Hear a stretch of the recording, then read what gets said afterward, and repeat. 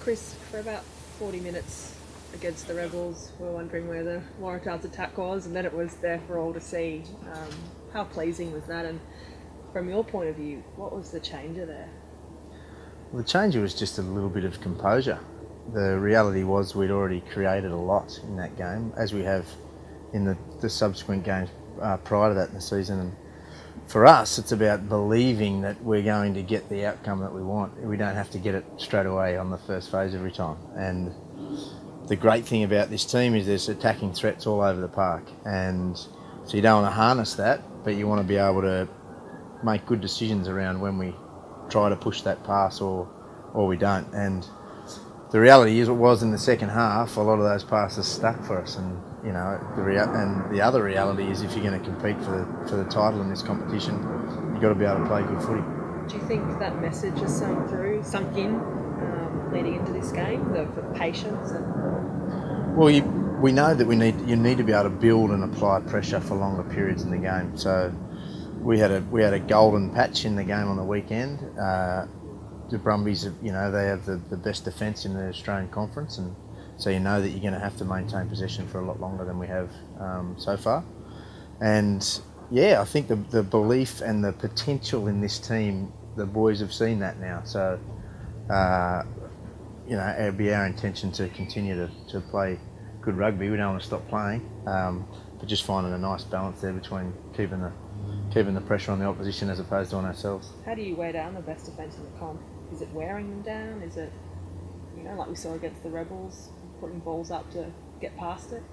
Well, I think you have to have multiple threats across the whole field, and we have to be a threat with our carries from 1 to 15. We have to be a threat with our kicking game. We have to be a threat in terms of building pressure from our set piece. So I think, you know, the Brumbies and the Waratahs have got a great tradition. It's going to be another tough encounter down there this weekend, and that's what we'll be aiming to do. And should we credit you with putting Izzy on the wing?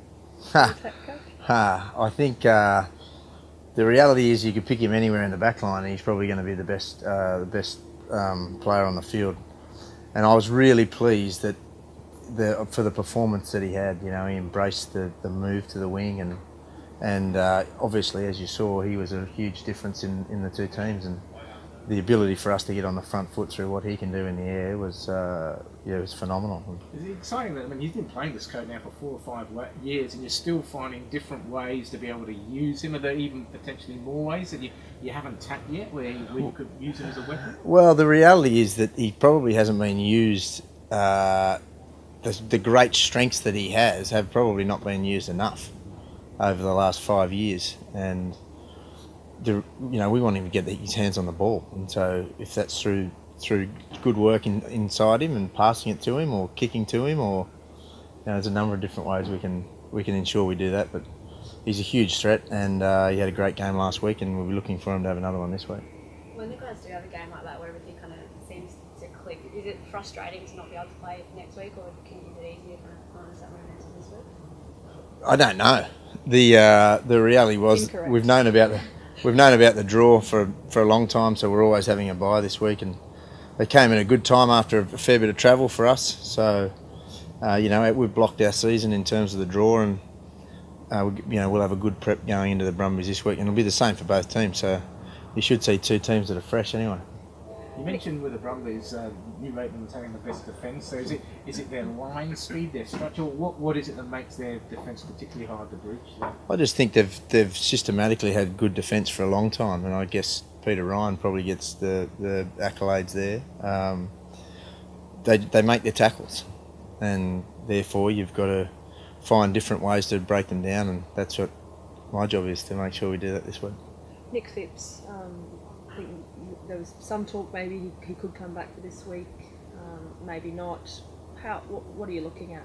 I think it's still the same, maybe and maybe not. The reality is he's been out for a long time, so we don't want to put him out there before he's ready, but he could be ready this weekend. So it's day by day, and the one thing you can be sure of is we want him back for an extended period of time, so we've got to make sure that happens. And Jake, with his HIA, is he over all of that now? Oh, you'd hope so. He's had plenty of time. Jake will be fine. Jake will be fine. He'll be good to go.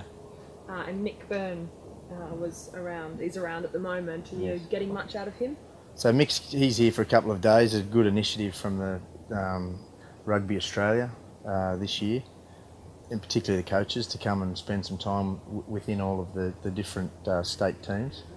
And Mick's here for today and tomorrow, and he's always good. He's very analytical. He's really good on skill, the detail and skill. So he's given us some good things that he's seen the first 4 weeks of the comp for us, and it's great to have that sort of external view that provides another set of eyes for us.